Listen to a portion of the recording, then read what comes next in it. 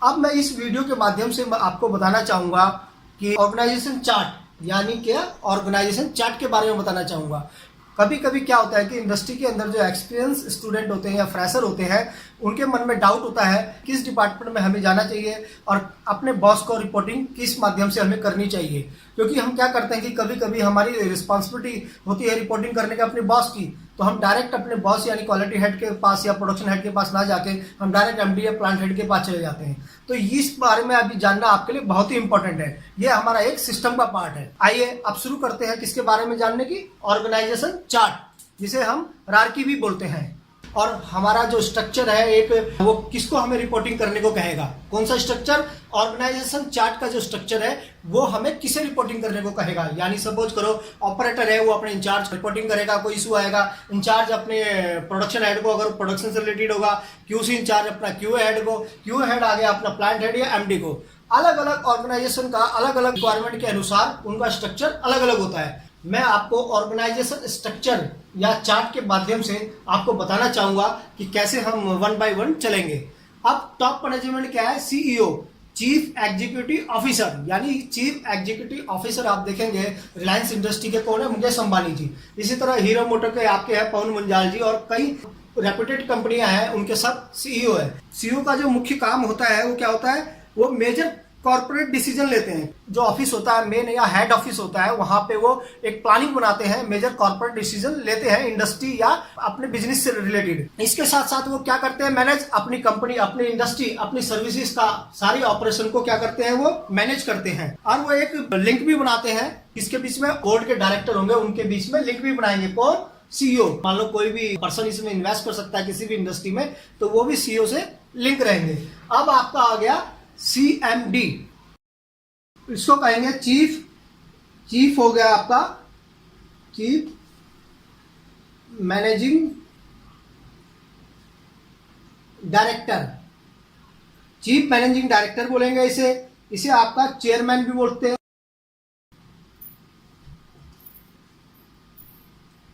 Chairman, और आपका इसका चेयरपर्सन, CHAIR, चेयर पर्सन। अब आप कहेंगे सर ये चीफ, चेयरमैन और चेयरपर्सन क्यों, चीफ और चेयरमैन एक ही है, हम उसको चीफ या चेयरमैन मैनेजिंग डायरेक्टर बोलेंगे जो भी होंगे। और चेयरमैन किसके लिए होगा, अगर मान लो कोई मेल है तो मेल के लिए हम क्या लेंगे, chairman managing director, CMD chairman. और अगर कोई लेडीज है या फीमेल है, वो आप CMD है किसी कंपनी की, तो वहां पे क्या आएगा, चेयरपर्सन मैनेजिंग डायरेक्टर। CMD तो सेम रहेगा लेकिन उसकी फुल फॉर्म C चेंज हो जाएगी। C किसके लिए रहेगा, चेयरमैन के लिए, चेयरमैन मीन्स मेल कैंडिडेट, और C किसके लिए रहेगा, चेयरपर्सन, यानी कि किसके लिए, फीमेल कैंडिडेट के लिए। तो चीफ मैनेजिंग डायरेक्टर है, ये भी क्या है, बोर्ड ऑफ डायरेक्टर, यानी बोर्ड ऑफ डायरेक्टर के हेड होंगे। जितने भी डायरेक्टर्स होंगे उन सबके चीफ मैनेजिंग डायरेक्टर जो होंगे कौन होंगे, बोर्ड के हेड होंगे। ये क्या करेंगे, जो भी बोर्ड डिसाइड करेगा डिसीजन, उस डिसीजन को क्या करेंगे, फुलफिल करेंगे। और साथ साथ ये क्या करेंगे, कमिटी की मीटिंग होगी, तो कमिटी की मीटिंग होगी तो इसमें CMD क्या करेंगे, चीफ मैनेजिंग डायरेक्टर या चेयरपर्सन मैनेजिंग डायरेक्टर, वो क्या करेंगे, चीफ मैनेजिंग डायरेक्टर यानी CMD का रोल क्या होगा, CMD का रोल होगा कि जो बोर्ड ऑफ डायरेक्टर की जो डिसीजन है उसको कैसे अचीव करना है, उसका ये प्लान बनाएंगे। कमिटी की मीटिंग टाइम टू टाइम कैसे होनी है, कैसे नहीं होनी, उसका भी रिस्पॉन्सिबिलिटी होगी। इसके अलावा कहीं और भी रिस्पॉन्सिबिलिटी होगी, वो कंपनी की क्वालिटी पॉलिसी, क्वालिटी मैनुअल के अकॉर्डिंग इनको रिस्पॉन्सिबिलिटी दी जाएगी CMD जी को। अब है आपका मैनेजिंग डायरेक्टर, MD का मतलब मैनेजिंग डायरेक्टर।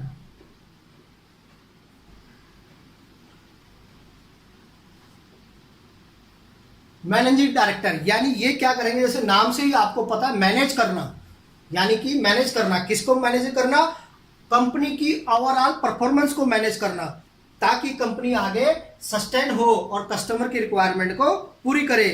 और क्या एमडी की क्या रोल होगा, एमडी का ये रोल होगा, क्या स्ट्रेटेजी बनाएंगे, स्ट्रेटेजी माने कि हम कैसे करेंगे, क्या क्या करेंगे, कब करेंगे, कहाँ करेंगे, ये सब जो कंपनी की रिक्वायरमेंट है उसके अकॉर्डिंग क्या है, पहले से ही स्ट्रेटेजिक प्लान बनाएंगे, ताकि कंपनी कैसे काम करेगी, किस प्रोडक्ट पे काम करेगी, कब करेगी, कौन रिस्पॉन्सिबल होगा, ये सारी रिस्पॉन्सिबिलिटी का प्लानिंग का किसका होगा, मैनेजिंग डायरेक्टर का। क्यों होगा, क्योंकि ये रिस्पॉन्सिबल है ओवरऑल परफॉर्मेंस का, किसकी, कंपनी की। अब आपका आ गया इनके नीचे प्लांट हेड। अब आप कहेंगे प्लांट हेड और एमडी की एक ही तो रिस्पॉन्सिबिलिटी है, नहीं, प्लांट हेड और एमडी की रिस्पॉन्सिबिलिटी में थोड़ा सेम तो है, सिमिलर तो है, लेकिन अंतर क्या है कि प्लांट हेड कंपनी के ही अंदर रहता है, कंपनी के अंदर ही रह के वो सारी की सारी क्या है एक्टिविटी को देखता है, मैनेज करता है कि कैसे एक्टिविटी हो रही है, कैसे ऑपरेशन हो रहा है, कैसे डिजाइन में हो रहा है, स्टोर में, प्रोडक्शन में, हर जगह क्या वो सिस्टम के अकॉर्डिंग काम हो रहा है नहीं है। उसकी रिपोर्टिंग किसको देता है, वो उसकी रिपोर्टिंग एमडीजी को देता है और एमडीजी उसी रिपोर्टिंग के माध्यम से सीएमडी को रिपोर्ट करते हैं। यानी कि प्लांट हेड एमडी को रिपोर्ट करेंगे, एमडी सीएमडी को रिपोर्ट करेंगे, सीएमडी सीईओ को। तो कहने का मतलब यह है कि सीईओ, सीईओ के बाद सीएमडी, सीएमडी के बाद एमडी, एमडी के बाद प्लांट हेड। कभी कभी किसी कंपनी में क्या होता है कि आपका सीएमडी नहीं रहता, सीएमडी नहीं होता, वहाँ सीईओ हो जाता है। कहीं कहीं किसी कंपनी में क्या होता है कि ये दोनों चीज़ नहीं रहते हैं, एमडी की रिस्पॉन्सिबिलिटी होती है, वो छोटी कंपनियां होती है, वहाँ ज़्यादा स्टाफ नहीं होता, तो वो छोटी कंपनी से ही स्टार्ट करते हैं। और कहीं कहीं क्या होता है कि प्लांट हेड नहीं होता, तो वहाँ डायरेक्ट रिस्पॉन्सिबिलिटी किसकी आ जाती है, एमडी की आ जाती है। सभी डिपार्टमेंट के हेड जो रिपोर्ट करेंगे डायरेक्ट एमडी को करेंगे, जहाँ प्लांट हेड नहीं होता, छोटी कंपनियों के लिए। लेकिन बड़ी कंपनियों का स्पेशली जो स्ट्रक्चर होता है, वहाँ आपका सीईओ, चीफ एग्जीक्यूटिव ऑफिसर, फिर आपका सीएमडी, चीफ मैनेजिंग डायरेक्टर, जिसे हम चेयरमैन भी कहेंगे। चेयरमैन जो है मेल कैंडिडेट के लिए है और चेयरपर्सन जो है फीमेल के लिए है। उसके बाद आपका एमडी आएगा, मैनेजिंग डायरेक्टर, जो ओवरऑल कंपनी की परफॉर्मेंस देखेगा और सीएमडी को रिपोर्ट करेगा। इसी तरह प्लांट हेड आएगा, प्लांट हेड क्या करेगा, जितनी भी डिपार्टमेंट के हेड है वो प्लांट हेड को रिपोर्ट करेंगे, उनकी क्या टारगेट है, क्या अचीवमेंट, क्या ऑब्जेक्टिव है, उसको वो प्लांट हेड देखेगा, क्या परफॉर्मेंस है ऑडिट की,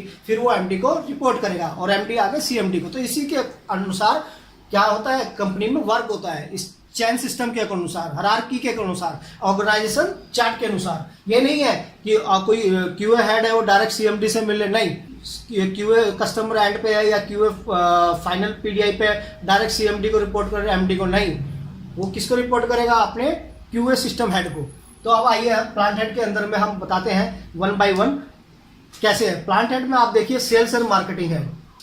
अब आप देखेंगे कंपनी के अंदर जो बहुत से स्टूडेंट होते हैं, इंजीनियरिंग का स्टूडेंट हो गया, चाहे आपका सेल्स और मार्केटिंग का जिन्होंने कोर्स किया है, चाहे परचेस का किया है, स्टोर का किया है, प्रोडक्शन का किया है, कहीं से भी रिलेटेड उन्होंने कोर्स किया है, तो उनके मन में एक सवाल आता है, क्वेश्चन आता है कि हम कौन से डिपार्टमेंट को में जाएं, कौन से डिपार्टमेंट से हम जॉब की शुरुआत करें स्टार्टिंग। तो मैं आपका वन बाय वन आपको बताता हूँ। Sales and marketing head, sales और मार्केटिंग हेड जो है वो क्या करेगा, सेल्स और मार्केटिंग हेड रिपोर्ट करेगा किसको, प्लांट हेड को।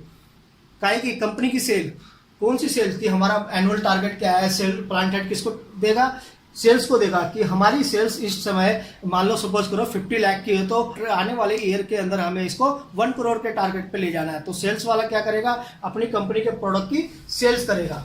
और मार्केटिंग क्या करेगा, मार्केटिंग वाला क्या करेगा, उसकी मार्केटिंग करेगा प्रोडक्ट की, हमारा प्रोडक्ट कैसा है, वो उसका फंक्शन बहुत बेटर है, वो कंपैरेटिव रिपोर्ट बनाएगा अदर कस्टमर के रिक्वायरमेंट। लेकिन कभी कभी क्या होता है, सेल्स अलग डिपार्टमेंट है, मार्केटिंग अलग, लेकिन कहीं कहीं क्या होता है सेल्स और मार्केटिंग हेड एक ही होता है। तो मैंने इसको एक ही मर्ज किया है कि सेल्स और मार्केटिंग हेड एक ही होगा, इसके अंडर में होंगे assistant marketing head first, assistant marketing head second, assistant sales first, assistant sales second. Assistant का मतलब assistant manager, assistant manager marketing, assistant manager market second, assistant sales first, assistant manager sales second. अब आप कहेंगे sir 1-2 क्यों, 1-2 इसलिए कि मान लो suppose करो कि मान लो प्रोडक्ट ज़्यादा है, तो प्रोडक्ट ज़्यादा होंगे, मान लो कोई इलेक्ट्रिकल प्रोडक्ट है तो डिवाइड कर दिए जाएंगे कि उसके इलेक्ट्रिकल प्रोडक्ट फर्स्ट पर्सन देखेगा, असिस्टेंट मार्केटिंग जो सीट मेटल के प्रोडक्ट है वो सेकंड पर्सन देखेगा। इसी तरह सेल्स को ही देखेगा डिपार्टमेंट कि उसको सेल्स कितना करना है कंपनी का, तो उसमें भी डिवाइड कर दिया जाएगा प्रोडक्ट के हिसाब से,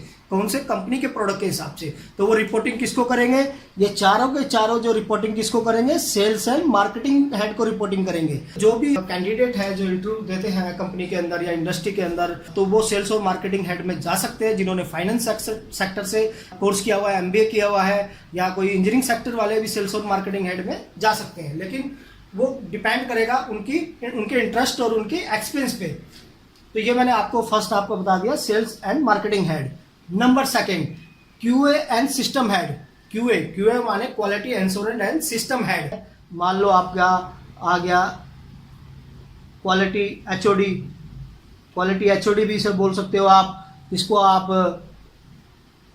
क्वालिटी एंड एमआर हेड, ये भी आप इसे बोल सकते हो। तो मैंने यहाँ क्या मेंशन किया है, QA and system head. QA and system head जो है उसकी कंपनी के अंदर बहुत बड़ी रिस्पॉन्सिबिलिटी होती है, क्योंकि वो कंपनी के प्रोडक्ट की क्वालिटी, चाहे वो प्रोसेस में क्वालिटी हो, चाहे प्रोडक्ट में क्वालिटी हो, चाहे ऑडिट के अंदर क्राइटेरिया के अकॉर्डिंग उस पार्ट को चेक करना हो, प्रोडक्ट को चेक करना हो, सिस्टम को चेक करना हो, वो किसकी रिस्पॉन्सिबिलिटी होती है? क्यूए एंड सिस्टम हेड की। तो इसके अंदर कंपनी के जो डिपार्टमेंट होते हैं उसके अकॉर्डिंग इसके अंडर में क्वालिटी वाले आते हैं। मान लो सपोज को क्यूए एंड सिस्टम हेड के अंदर कौन है? पहला जो है क्यूए आईक्यूसी, क्वालिटी एश्योरेंस। कौन? IQC department, incoming quality department control. IQC माने इनकमिंग क्वालिटी कंट्रोल, यानी कोई भी प्रोडक्ट अगर इनकमिंग स्टेज पे आएगा तो वहां पे एक क्वालिटी एश्योरेंस इंजीनियर होगा, वो उस प्रोडक्ट की क्वालिटी देखेगा। चाहे कोई भी पार्ट आए, बीओपी से रिलेटेड आए, रॉ मटेरियल से आए, जॉब वर्क से आए, कोई भी आइटम आए तो उसको कौन देखेगा? इनकमिंग क्वालिटी कंट्रोल इंजीनियर देखेगा, क्यूए। तो इसके अंडर पे भी हम क्या दे सकते हैं? एक इनके अंडर पे भी हम क्या दे देंगे? क्यूसी आईक्यूसी। मैंने वहां मेंशन नहीं किया लेकिन मैं बता रहा हूं, इनके अंडर पे भी क्या देंगे? क्यूसी आईक्यूसी इंचार्ज भी देंगे। किसके अंडर में? क्यूए। क्योंकि क्यूए क्या होता है? वो प्रोडक्ट को एंश्योर करता है, क्वालिटी एश्योरेंस इंजीनियर होता है। इसके अंडर में कौन आएगा? क्वालिटी कंट्रोल, क्यूसी इंजीनियर आएगा असिस्टेंट के लिए। अब इसी तरह QA in process press shop, अगर प्रेस में कोई कंपोनेंट बन रहा है तो वहां पे भी क्यूए इंजीनियर होगा जो इन प्रोसेस को देखेगा। किसके? प्रेस शॉप के, प्रेस डिपार्टमेंट के इन प्रोसेस को देखेगा। इसी तरह आप नीचे जाए मोल्डिंग सेक्शन में, मोल्डिंग सेक्शन में भी तो क्वालिटी देखनी पड़ेगी प्लास्टिक कंपोनेंट की। मान लो कोई प्लास्टिक कंपोनेंट बन रहा है मोल्डिंग मशीन के अंदर, चाहे वो 60 टन की मशीन हो, 80 टन की मशीन हो, चाहे 30 टन की हो, जब प्रोडक्ट वहां से निकलेगा तो उसकी भी तो क्वालिटी को सुनिश्चित करना है। तो उस कंडीशन में भी मोल्डिंग में कौन होगा? इन प्रोसेस इंचार्ज होगा क्यूए का। उसके अंडर में क्यूसी इंचार्ज हम दे सकते हैं। क्यूसी कौन सा दे सकते हैं? मोल्डिंग में, मोल्डिंग में देंगे हम क्यूसी। इसी तरह क्यूए इन प्रोसेस असेंबली, कोई प्रोडक्ट की असेंबली हो रही है, सपोज करो कोई प्रोडक्ट की असेंबली हो रही है तो वहां पे भी एक क्यूए प्रोसेस में होगा। वो क्या देखेगा? प्रोसेस को देखेगा कि किस तरह से हमें प्रोसेस को पास करना है, कब हमें उसको ओके करना है, उसकी रिजेक्शन डाटा क्या होगा, ये सारी चीजें वो क्वालिटी इंश्योरेंस इंजीनियर देखेगा। क्यूए टेस्टिंग, टेस्टिंग डिपार्टमेंट में भी वो प्रोडक्ट की टेस्टिंग करेगा, चाहे उसकी परफॉर्मेंस देखे, फंक्शन देखे, तो उसकी सारी टेस्टिंग करेगा as per customer requirement standard के अकॉर्डिंग, और उसकी सारी रिपोर्ट मेंटेन करेगा। क्यूए लैब, लैब के अंदर है, लैब भी बहुत ही इंपॉर्टेंट पार्ट है कंपनी का। लैब के अंदर क्या होगा? वो पार्ट होगा, मान लो सपोज करो आपका कोई रिले, जब बाइक को हम इंडिकेटर से टर्न करते हैं लेफ्ट और राइट में, तो वो बाइक में देखा होगा आपने ग्लो करता है इंडिकेटर। तो उस कंडीशन में लैब में वो क्या करेगा? उस प्रोडक्ट को भी टेस्ट करेगा, पार्ट को, वो एज पर कस्टमर की रिक्वायरमेंट के अकॉर्डिंग, चाहे वो हीरो हो, महिंद्रा हो, टाटा हो, कोई भी हो, उनके स्टैंडर्ड या रिक्वायरमेंट के अकॉर्डिंग जो कस्टमर की डिमांड होगी, तो उसमें क्या होगा? लैब में एसएसटी टेस्ट करेगा, वाटर स्प्रे टेस्ट करेगा, कोल्ड हीट टेस्ट करेगा, और उसकी रिलायबिलिटी को सुनिश्चित करेगा कि ये प्रोडक्ट रिलायबल है या नहीं है, इसकी ड्यूरेबिलिटी टेस्ट कैसी है, क्या वो फंक्शन को मीट कर रही है, फंक्शन माने स्टैंडर्ड को मीट कर रही है नहीं कर रही है, उसकी रिपोर्ट भी बनाएगा। इसी तरह QA final PDI, final PDI का भी बहुत मोस्ट इंपॉर्टेंट रोल है, क्योंकि यहीं से प्रोडक्ट आगे कहाँ जाएगा? कस्टमर एंड पे जाएगा। तो वो क्या करेगा? फाइनल स्टेज पर, क्वालिटी वाला फाइनल स्टेज पर उसके फाइनल रिपोर्ट बनाएगा कि हाँ अब मेरा प्रोडक्ट ओके है और ये अब कस्टमर एंड पे जाने के लिए तैयार है। इसी तरह क्यूए कस्टमर एंड पर रहेगा। कस्टमर जैसे मान लो कोई भी ओईएम कस्टमर है, कोड हो गया, आइसर हो गया, या डेंसो हो गया, या फूड इंडस्ट्री से रिलेटेड हो गया, या मेडिकल से रिलेटेड हो गया, वहाँ पे जब हम कोई प्रोडक्ट देंगे तो कस्टमर एंड पे एक क्वालिटी इंजीनियर भी होगा, वहाँ पे जाके कस्टमर की जो भी रिक्वायरमेंट है उसे फुलफिल करेगा। कस्टमर में कोई इशू आएगा तो उसको भी देखेगा। इसी तरह थर्ड क्या देखें? एडमिनिस्ट्रेशन एचडी की मीन एचओडी हेड। ये क्या करेगा? इसके अंदर जब मान लो अकाउंट हेड हो गया, junior accountant first, junior accountant second, ये डिपेंड करेगा कस्टमर के ऑर्गेनाइजेशन पे कि वो ऑर्गेनाइजेशन कितनी बड़ी है और कितने वहाँ पे अकाउंट डिपार्टमेंट चाहिए, कितने नहीं चाहिए। इसके अलावा इसमें मैंने ऐड नहीं किया हुआ, ऑफिस भी आ जाएगा, ऑफिस स्टाफ भी आ जाएगा, और भी आ जाएंगे, रिसेप्शन आ जाएगा। इसी तरह एचआर हेड का भी बहुत इंपॉर्टेंट रोल होता है। एचआर क्या करेगा कि कोई भी मैन पावर की रिक्वायरमेंट होगी तो उसको वो रिक्रूट करेगा, कंसल्टेंट के माध्यम से या आपका वेबसाइट या अन्य रिसोर्स के माध्यम से वो रिक्रूट करेगा। उसके अंडर में भी असिस्टेंट एचआर होंगे जिनको भी काम से अलग अलग कामों पे डिवाइड किया जाएगा। फिफ्थ आपका है परचेस हेड। परचेस हेड का भी बहुत बड़ा इंपॉर्टेंट रोल है। प्रोडक्ट अगर आप ले रहे हैं, कोई प्रोडक्ट की असेंबली कर रहे हैं, मान लो किसी लाइटिंग की, मान लो किसी इंजन की, तो उसके अंदर कुछ प्रोडक्ट तो कंपनी के अंदर बनेंगे, लेकिन बाद में जो छोटे छोटे कंपोनेंट लगेंगे, मान लो कहीं रैक लगा, कहीं बियरिंग लगा, कहीं शाफ्ट लगी, ये तो बड़े प्रोडक्ट है, मान लो ये तो कंपनी में बन रहे हैं, लेकिन उसके में असेंबल होने वाले जो पार्ट है, मान लो बोल्ट हो गया, नट हो गया, गैस्केट हो गई, और लाइटिंग में यूज होने वाले छोटे छोटे कंपोनेंट हो गए, बल्ब हो गए, तो उसके लिए परचेज डिपार्टमेंट, परचेज हेड क्या करेगा, सब रिक्वायरमेंट को फुलफिल करेगा, यानी कि उसको परचेज करेगा, सप्लायर से, इंटरेस्टेड पार्टी से परचेज करेगा।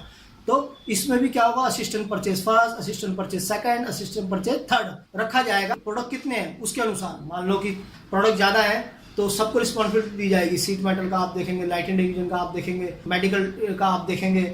मेडिकल में जितने इक्विप जो आते हैं आपकी क्लास के according, first class, second class, third class, उसके अकॉर्डिंग आप इसको परचेज करेंगे और उनसे सप्लायर से टाई अप रखेंगे, इंटरेस्टेड पार्टी से, और उनको आप फॉलोअप करेंगे, रिपोर्ट लेंगे। ये सारी चीज़ें परचेज हेड देखेगा।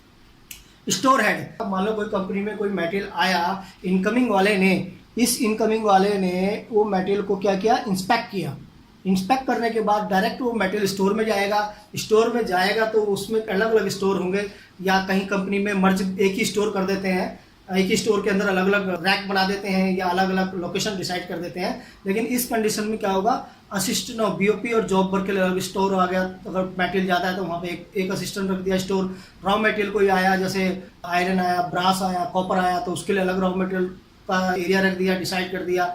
Assistant store finish good, finish good का मतलब जब यहाँ पे फाइनल प्रोडक्ट हो गया, अभी नहीं जा रहा, तो वो प्रोडक्ट कहाँ चला जाएगा, फिनिश गुड स्टोर में चला जाएगा। After inspection finish good store में, तो यहाँ पे भी उसे मेंटेन किया जाएगा इन्वेंट्री के according. Production head, production head भी कंपनी में बहुत बड़ा रोल होता है। प्रोडक्शन हेड इंचार्ज क्या होता है, इसको शेड्यूल मिलता है, मान लो प्लांट हेड से मिल रहा है। कहीं कहीं क्या होता है कि बीच में हम एक पीपीसी डिपार्टमेंट भी डालते हैं, production plan control, production planning control का एक डिपार्टमेंट डालते हैं पीपीसी। वो प्रोडक्शन हेड को डायरेक्ट क्या करता है, शेड्यूल देता है। तो प्लांट हेड से डिस्कस करके मंथली शेड्यूल के अकॉर्डिंग टेंटेटिव प्लान बनाता है production planning control department, ERP में या बीजी में या सैप में। फिर प्रोडक्शन हेड को वो शेड्यूल देता है कि इस वीक का या इस 3 डे का या 1 डे का शेड्यूल ये है। फिर प्रोडक्शन हेड प्रेस डिपार्टमेंट में, अपने जो अंडर में इंचार्ज है, प्रेस में, मोल्डिंग में, असेंबली में, टेस्टिंग में, उनको प्लान देता है डे बाई डे कि इतना हमें अचीव करना है। लेकिन कहीं कहीं क्या होता है, पीपीसी डिपार्टमेंट नहीं होता, पीपीसी डिपार्टमेंट नहीं होता, तो उस केस में plant head direct production head को शेड्यूल देता है। अब आपको मैं बताऊंगा डिजाइन एंड डेवलपमेंट डिपार्टमेंट। जिस तरह क्यूए एंड सिस्टम डिपार्टमेंट है, प्रोडक्ट या सर्विस की क्वालिटी को सुनिश्चित करता है, इंश्योर करता है कि हमारी प्रोडक्ट क्वालिटी कस्टमर के रिक्वायरमेंट और स्टैंडर्ड के अनुसार बने,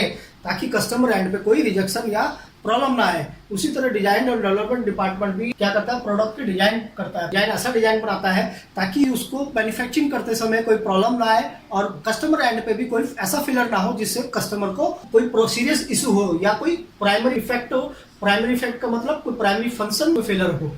मान लो चलो आपने किसी ने ब्रेक का डिजाइन बनाया, ब्रेक लगाने से पहले ऐसा डिजाइन कर दिया और वो ब्रेक ना लग पाए, एक्सीडेंट हो जाए, तो वो क्या प्राइमरी फंक्शन को इफेक्ट किया, बहुत ही क्रिटिकल इशू हो जाएगा। तो इसलिए ऐसा डिजाइन डेवलप करना है प्रोडक्ट का, कस्टमर एंड पे कोई सेवरिटी ना हो, कोई फेलियर ऐसा ना हो जिससे कस्टमर को कोई नुकसान पहुंचे और वो उसकी प्रोडक्टिविटी ज़्यादा हो, कॉस्ट भी कम हो। तो डिजाइन डेवलपमेंट हेड क्या करेगा, ये काम करेगा। तो इसके अंदर में क्या आएगा, assistant production design moulding. Moulding section में कोई प्लास्टिक मोल्डिंग कंपोनेंट है, आप प्लास्टिक आप देखेंगे पीपीसी, एबीएस कई मटेरियल के होते हैं, तो उसके अकॉर्डिंग वो मोल्डिंग में क्या करेगा, उस प्रोडक्ट की डिजाइन बनाए। इसी तरह सीट मेटल प्रोडक्ट अगर कोई डिजाइन कर रहा है, वो दूसरा डिजाइनर करेगा, असिस्टेंट प्रोडक्ट डिजाइनर करेगा या डिजाइनर करेगा, सीट मेटल प्रोडक्ट की डिजाइनिंग बनाएगा। फैब्रिकेटरी आइटम भी इसमें आता है। सीट मेटल के जो चाइल्ड पार्ट होते हैं कंपोनेंट, वो भी इसी में आएंगे। Tool design, first tool design, यानी टूल कोई डिजाइन बना रहा है, किसी ने कहा कि हमें ये पार्ट बनाने के लिए, ये प्रोडक्ट बनाने के लिए इस टूल की जरूरत होगी, तो उसके भी डिजाइनर होगा, उसका टूल डिजाइनर अलग होगा। टूल डिजाइनर सेकंड, अगर ज़्यादा प्रोडक्ट है तो tool designer second, 2 tool designer हो जाएंगे, कम होगा तो एक ही होगा।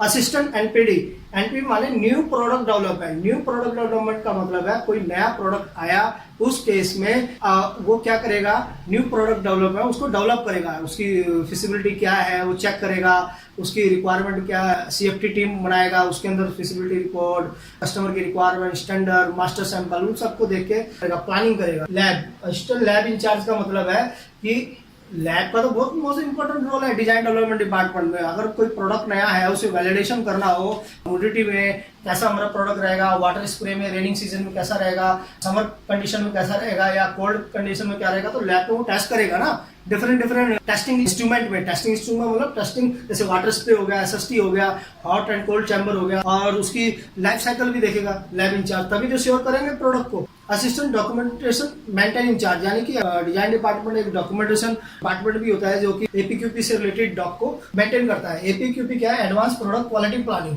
अब मैं आपको बहुत ही मोस्ट इंपॉर्टेंट चीज बताने जा रहा हूँ। आपने मोल्ड की डिजाइन कर ली, सीट मेटल की कर ली, टूल भी डिजाइन कर लिया, न्यू प्रोडक्ट भी कर लिया, जब तक आपको डॉक्यूमेंटेशन नॉलेज नहीं है वो आपके लिए क्या है? लैक ऑफ अवेयरनेस हो जाएगा। आज जो है सिस्टम की रिक्वायरमेंट के अकॉर्डिंग एपीक्यूपी नॉलेज होना डिजाइन डेवलपमेंट डिपार्टमेंट में बहुत ही इंपॉर्टेंट है। इस एपीक्यूपी नॉलेज की ना होने के कारण कई स्टूडेंट की जो है जॉब नहीं लग पाती है। मानते हैं वो 5 या 6 साल एक्सपीरियंस होता है उन्हें। मेरे सामने भी कई मेरे खुद फ्रेंड रहे हैं, वो कहते हैं कि यार मैं टूल डिजाइन तो कर लेता हूँ, जिग पिक्चर भी कर लेता हूँ, प्रोडक्ट डिजाइन भी कर लेता हूँ, या एपीक्यूपी की नॉलेज ना होने की वजह से मेरा सिलेक्शन उस कंपनी में नहीं हो पाया। अब आपको मैं बताऊंगा टूल रूम हेड, जो प्लांट हेड के अंडर में ही टूल रूम हेड भी आता है। ये टूल रूम हेड की जो रिस्पॉन्सिबिलिटी होती है क्या होती है कि सारे जो कंपनी के अंदर जो भी मेंटेनेंस डिपार्टमेंट होगा, जो भी टूल बनाने हैं या जिग पिक्चर रिसीविंग एज बनाने हैं, उस सब की रिस्पॉन्सिबिलिटी किसकी होती है? टूल रूम हेड की। किसी किसी कंपनी में क्या होता है कि डिजाइन डेवलपमेंट हेड के अंदर ही टूल रूम हेड आता है, लेकिन मैंने इसको थोड़ा यहाँ पे सेपरेट किया है आपको बताने के लिए, और कंपनी की रिक्वायरमेंट के अकॉर्डिंग भी होती है। बड़ी कंपनी के अनुसार टूल रूम हेड को सेपरेट रखा जाता है। तो टूल रूम के अंदर जो आएगा टूल मेंटेनेंस प्रेस, प्रेस में जो भी चीज़ होगी, मशीनें होंगी, वो उसको मेंटेनेंस वाला उसको मेंटेन करेगा। टूल मेंटेनेंस मोल्डिंग, मोल्डिंग जो मशीनें होंगी या मोल्डिंग की जो डाइयाँ होंगी उन सबको क्या करेगा? मोल्डिंग इंचार्ज इसको मेंटेनेंस करेगा। इस तरह सीट मेटल प्रोडक्ट के अंदर जो प्रेस इंचार्ज क्या करेगा? मेंटेनेंस का। कोई भी प्रेस कंपोनेंट जो है वो खराब बन रहा है तो किस कंडीशन में बन रहा है? टूल खराब होने की वजह। टूल फिर क्या होगा? मेंटेनेंस इंचार्ज उसको मेंटेन करेगा। टूल मेंटेनेंस असेंबली, असेंबली के अंदर भी जिग पिक्चर मशीनों के अंदर यूज होता है। जैसे न्यूमेटिक मशीन में प्रेस करते हैं या कोई प्रेस करके कोई कंपोनेंट बनाते हैं, या कहीं ऑटोमेटिक मशीन के अंदर कोई कंपोनेंट बनाते हैं, तो उस कंडीशन में भी मेंटेनेंस इंचार्ज का बहुत बड़ा रोल होगा। वो भी क्या होगा? मशीन को क्या करेगा? मेंटेनेंस करेगा। मेंटेनेंस वर्कशॉप, वर्कशॉप के अंदर जो पूरी जो मेंटेनेंस है, मान लो सपोज करो कहीं लाइटिंग खराब हो गई, कहीं जनरेटर का फॉल्ट है, कहीं कंप्रेसर का होगा, तो ये सारी की सारी चीज़ें कौन करेगा? मेंटेनेंस वर्कशॉप वाला भी देखेगा, चाहे वो इलेक्ट्रिकल से रिलेटेड हो चाहे मैकेनिकल से। Maintenance jig and fixture gauges, मैंने बताया था कि असेंबली के अंदर यूज होगा और या टेस्टिंग के अंदर जो जिग फिक्चर है गेजेस यूज होंगे, तो उसको भी जो है मेंटेनेंस जिग फिक्चर इंचार्ज उसको देखेगा, ताकि हमारी जो डे बाई डे जो प्रोडक्शन है उस पर कोई इफेक्ट ना हो, तुरंत वो रिपेयर हो जाए और प्रोडक्शन में कोई इफेक्ट ना हो। इसलिए वो टूल रूम हेड के अंतर्गत सारे जो इंचार्ज आएंगे। अब इसमें क्या है, आप अपने रिक्वायरमेंट के अनुसार या कंपनी की रिक्वायरमेंट के अनुसार इसमें बीच में कोई और भी डिपार्टमेंट आप जोड़ सकते हैं। एक है आपको फाइनेंस डिपार्टमेंट। फाइनेंस डिपार्टमेंट भी होता है, वो फाइनेंस डिपार्टमेंट कंपनी की पूरी फाइनेंस देखता है, जिसकी रिपोर्टिंग सबसे ज़्यादा जो है एमडी के पास होती है, क्योंकि कंपनी की जो फाइनेंस देखना कि क्या कंडीशन है, क्या नहीं चल रहा है, तो वो एमडी को रिपोर्टिंग जाती है। वो मैंने यहाँ शो नहीं किया है, लेकिन आपको बता रहा हूँ। तो कहने का मतलब ये, मैंने एक बड़ी कंपनी को एक ऑर्गेनाइजेशन चार्ट बताया है, ताकि आप ये डिसाइड कर सके कि मेरे को किस डिपार्टमेंट में जाके जॉब करनी है। अभी तक जो मैंने आपको बताया ऑर्गेनाइजेशन चार्ट, ऑर्गेनाइजेशन चार्ट आपको बताने का मेरा मेन मकसद ये था कि आप खुद डिसाइड कर सके कि मुझे कौन से डिपार्टमेंट में जाकर जॉब करनी है। मान लो आपने इलेक्ट्रिकल बीटेक डिप्लोमा या आईटीआई की है, तो आप क्या करेंगे? ये डिसाइड करेंगे कि आपका इंटरेस्ट क्या है, आपका एक्सपीरियंस किस में है, आपकी स्किल क्या है। क्वालिटी डिपार्टमेंट में आपका इंटरेस्ट है, टेस्टिंग में है, या इंस्ट्रूमेंट में चेकिंग डिपार्टमेंट में आपका इंटरेस्ट है, या इनकमिंग में है, और आप डिसाइड आप कहीं नहीं मैं स्टोर में जाऊँगा, ये पॉसिबल नहीं है।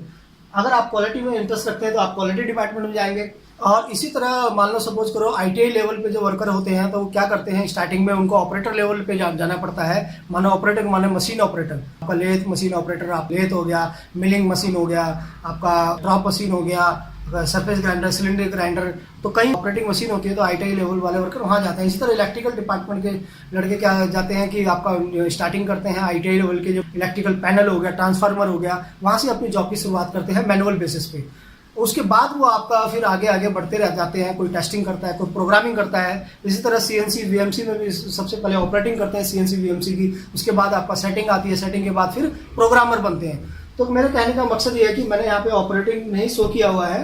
प्रोडक्शन में जो प्रोडक्शन इंचार्ज टेस्टिंग है, इसके अंदर ऑपरेटर फर्स्ट आ जाएगा, ऑपरेटर सेकंड आ जाएगा, ऑपरेटर थर्ड आ जाएगा। तो मैं इसको थोड़ा और डीप में नहीं जा रहा हूँ, मैं आपको वैसे ही वर्बली बता रहा हूँ कि ऑपरेटर भी इन्हीं प्रोडक्शन में डबल अलग अलग डिपार्टमेंट के अंदर ऑपरेटर होंगे। मोल्डिंग में अलग, प्रेस में अलग, असेंबलिंग में अलग, टेस्टिंग में अलग। इसी तरह टेस्टिंग अगर हम कर रहे हैं फाइनल पीडीआई, तो वहाँ पे भी क्यूसी इंस्पेक्टर होंगे अलग अलग, जो अलग अलग एरिया में अलग अलग प्रोडक्ट की टेस्टिंग करेंगे। सपोज करो इंस्पेक्शन करेंगे, मान लो कोई विजुअल इंस्पेक्शन कर रहा है, कोई आपका बल्ब टेस्ट कर रहा है, कोई आपका 100% इंस्पेक्शन कर रहा है। तो मेरे कहने का मकसद आपको यही है कि आप अपने अकॉर्डिंग, अपने स्किल के अकॉर्डिंग, अपने एक्सपीरियंस के अकॉर्डिंग ही डिपार्टमेंट का चुनाव करें।